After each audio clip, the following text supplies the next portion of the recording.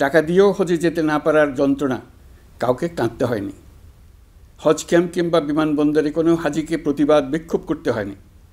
প্রথমবারের মতো সরকারি টাকায় কাউকে হজে পাঠানো হয়নি। পশুর চামড়ার ন্যায্য মূল্য নির্ধারণ, বর্জ্য ব্যবস্থাপনা সহ সার্বিক বিষয়ে সুষ্ঠু ব্যবস্থাপনা নিশ্চিত করতে সরকারের একটি উচ্চ পর্যায়ের কমিটি কাজ করছে। একটি কন্ট্রোল রুমও খোলা হয়েছে। কোরবানির চামড়া সংক্রান্ত যে কোনো সমস্যা, অভিযোগ ও পরামর্শ এই হটলাইনের নম্বরে ফোন করে নেওয়া যাবে। আমরা এই বছর কোরবানির পশুর চামড়া সংরক্ষণে 30,000 টন লবণ বিনামূল্যে সরবরাহ করেছি। কোরবানির ঈদে আরও একটি গুরুত্বপূর্ণ বিষয় হলো পরিষ্কার পরিচ্ছন্নতা।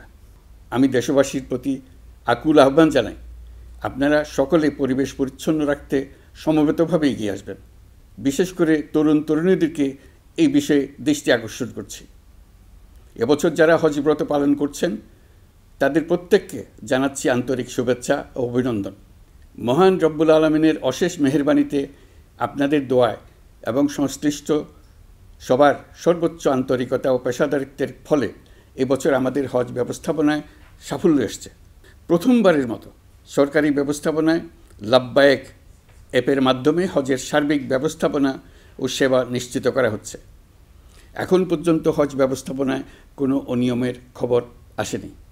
টাকা দিয়েও হজে যেতে না পারার যন্ত্রণা কাউকে কাঁদতে হয়নি। হজ ক্যাম্প কিংবা বিমানবন্দরে কোনো হাজিকে প্রতিবাদ বিক্ষোভ করতে হয়নি। প্রথমবারের মতো সরকারি টাকায় কাউকে হজে পাঠানো হয়নি। প্রিয় দেশবাসী, ঈদ উল ফিতরের অভিজ্ঞতাকে কাজে লাগিয়ে দীর্ঘমেয়াদে বাজারের জিনিসপত্রের দাম স্থিতিশীল রাখতে আমরা তৎপর হয়েছি। এবার কোরবানির ঈদেও কোনো জিনিসের দাম যাতে আকস্মিকভাবে বেড়ে না যায় সেদিকে আমরা সর্বোচ্চ নজর দিয়েছি। ফলে এবার আলু, পেঁয়াজ, ডিম, চিনি, শাকসবজি, তরিতরকারি ও মশলাসহ অধিকাংশ পণ্যের দাম গত বছরের তুলনায় কমেছে। আমরা সার্বিক বাজার ব্যবস্থাকে দুর্বৃত্তদের চক্র থেকে বের করে এনে বাজারে একটা প্রতিযোগিতামূলক পরিবেশ তৈরি করতে পেরেছি। জনগণকে ন্যায্য মূল্যে নিত্য প্রয়োজনীয় জিনিস পৌঁছে দিতে সরকারের সব রকমের চেষ্টা অব্যাহত আছে। পাশাপাশি এই কোরবানির ঈদেও দেশবাসী যাতে নির্বিঘ্নে নিজেদের দেশের বাড়িতে যাতায়াত করতে পারেন সেজন্য সরকার সর্বোচ্চ ব্যবস্থা নিয়েছে। আইনশৃঙ্খলা বাহিনীর সদস্যরা মানুষের জানমালের নিরাপত্তায় সজাগ রয়েছেন।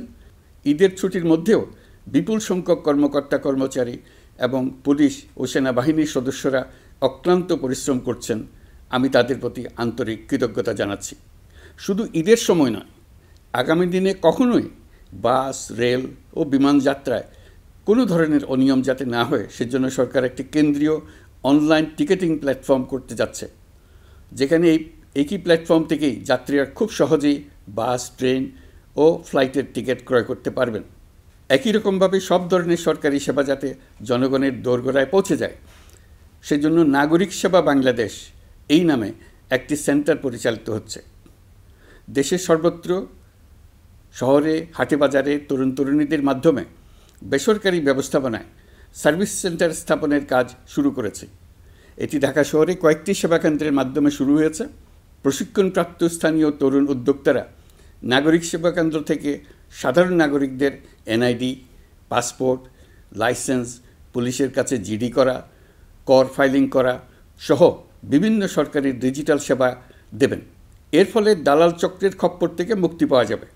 নানা রকম হয়রানি ও ভোগান্তি কমবে বলে আমরা আশাবাদী। এই প্রজেক্ট শূন্য বাজেটে আমরা শুরু করেছি। দেশের বিদ্যমান অব্যবহৃত সম্পদ ব্যবহার করেই সামনে এগিয়ে চলা সম্ভব, এটাই আমরা বাস্তবে করে দেখার চেষ্টা করছি। আমাদের চেষ্টা হচ্ছে প্রতিটি মন্ত্রণালয় থেকে যতগুলি সেবা এর আওতায় আনা যায় সবগুলোকে নিয়ে আসা। আমরা চেষ্টা করছি যাতে শিশু জন্মগ্রহণ করা মাত্রই তার জন্ম সনদ পেয়ে যায়। ওটাই হবে তার নাগরিক স্বীকৃতি এবং রাষ্ট্র কর্তৃক তার দায়িত্ব গ্রহণের অঙ্গীকার। ওইখান থেকেই যাবতীয় সকল সনদ সে তার নাগরিক অধিকার হিসেবে ক্রমাগতভাবে সম্মানের সঙ্গে পেতে থাকবে। এক অফিস থেকে আরেক অফিসে তার দৌড়াতে হবে না, দালালের পেছনে মাসের পর মাস ঘুরতে হবে না।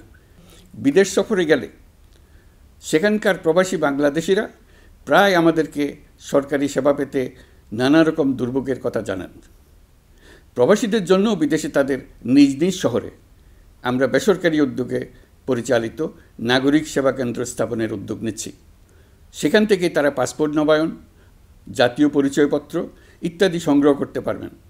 এগুলো কঠিন কাজ, এগুলোকে কঠিন করা হয়েছে, কিন্তু এখন সরকারের অভ্যন্তরে সাহসী ও উদ্যোগী সিনিয়র সচিব এবং ডিজিদের সহযোগিতায় অন্তর্বর্তী সরকারের মেয়াদকালে আমরা এটা সমাপ্ত করতে বদ্ধপরিকর।